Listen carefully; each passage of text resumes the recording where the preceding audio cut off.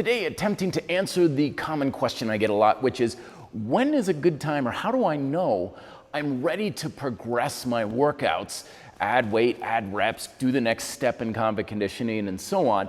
And when do I know it's probably safe to stay where I'm at? Well, the quickest answer that I can give you is that if you can make progression, do it.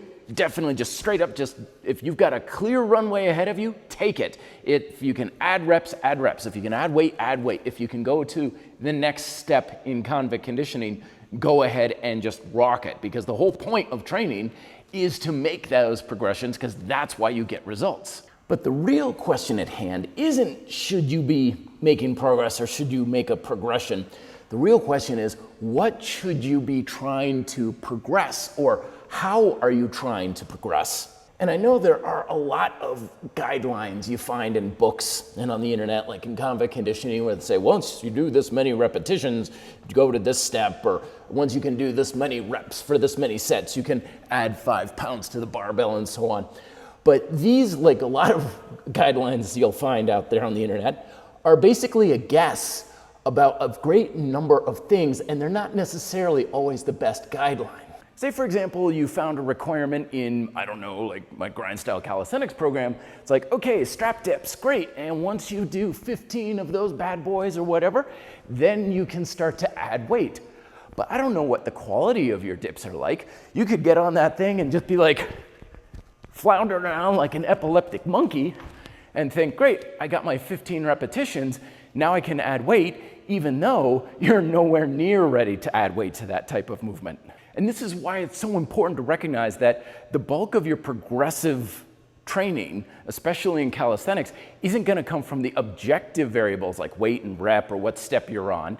It's going to come from more the subjective things that determine the quality of your technique, like your range of motion, your body position, your speed, your tempo, all these other things that are hard to put a number to. These are the things that we want to make sure we're focusing your progressive abilities on. Because the more you improve those subjective qualities, or the overall quality of how well you're doing the exercise, the more readily you'll be ready to add the weight, the reps, and all the other sorts of objective qualities right as rain. And if you're looking for a little bit of a practical, like, okay, subjective stuff is hard to know, what do I work on and stuff, use this little kind of test that I always give people is, let's say, for example, you can do 8 pull-ups, right? You're like, I can't do more than 8. Yeah, exactly, because the 8 you do aren't good enough to be able to do 9. Well, how do I know what I need to work on?